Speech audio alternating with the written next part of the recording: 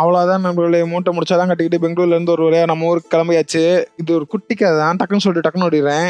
இது நான் பெங்களூர் போனேன் பார்ட் 3. காலங்காத்தால எந்திரிச்சது லேட்டாக இருந்தாலும் கிளைமேட் அருமையாக இருந்துச்சு. சரி ஓகே ரன்னிங் போகலான்னு சொல்லி எங்கே போகலான்னு முடிவு எடுத்து, சரி பக்கத்தில் தான் கப்பன் பார்க் இருக்குது, அங்கேயே போயிடலான்னு சொல்லி பொறுமையாக வெளியே வந்து பஸ் ஏறி கப்பன் பார்க் வந்து சேர்ந்தாச்சு. கரெக்டாக அந்த ஸ்டாப்ல கொஞ்சம் தூரம் நடந்தா கப்பன் பார்க்கு.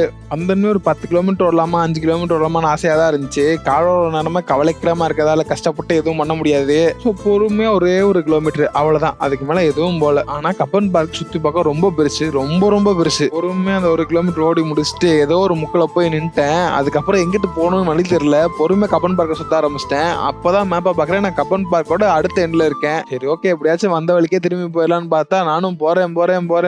எங்க போறேன் எங்கிட்டு போறேன்னே தெரியல. போய்கிட்டே இருக்கேன். ஆனா இந்த பார்க்ல எந்த பிரச்சனையும் இல்லை. ஆல்ரெடி பெங்களூர் கிளம்பிட்டே அருமையா இருக்கும். அது இந்த பார்க்குள்ள அதை விட அருமையா இருக்கும். நம்ம விஷயம் பொறுமையா வேடிக்கை பார்த்துட்டு கிராஸ் ஆகிட்டு போய்கிட்டே இருக்கலாம். ஆனா நான் ரொம்ப நேரம் நடந்துக்கிருந்தேன் நம்மளே, அந்த வழி வந்த மாதிரியே இல்ல. அப்படி இப்படின்னு அதை கண்டுபிடிக்கக்குள்ள எங்க வாழ்க்கையை வெறுத்துருச்சு. கப்பன் பார்க் சரியான பார்க்கா இருக்கு பாருங்க. அவங்க கூட பேசிட்டு நான் வீட்டுக்கே வந்துட்டேன். சரி ஓகேன்னு வந்தேன்னு மன சாப்பாடு செஞ்சு வச்சுட்டாப்ல. அதனால சரி ஓகேன்னு சாப்பிட்டு அப்படியே ஊர் பக்கம் கிளம்பலாம்னு சொல்லி முடிவு வந்துட்டேன். இன்னைக்கு தேவையான வேலை எதுவுமே நடக்கல.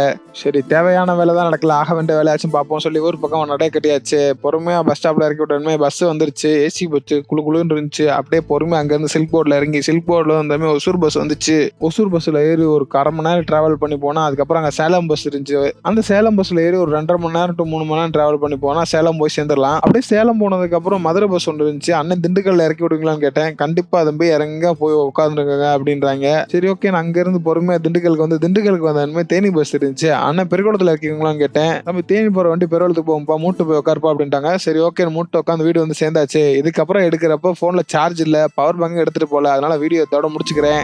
நீங்களே ஏதாச்சும் செய்ய முயற்சிங்க நண்பர்களே.